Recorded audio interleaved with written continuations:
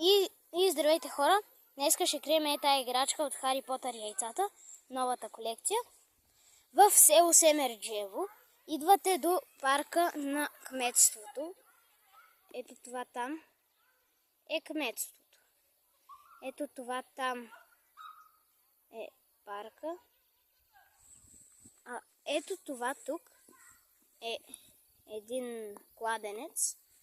Идвате от парка, ще видите кметството.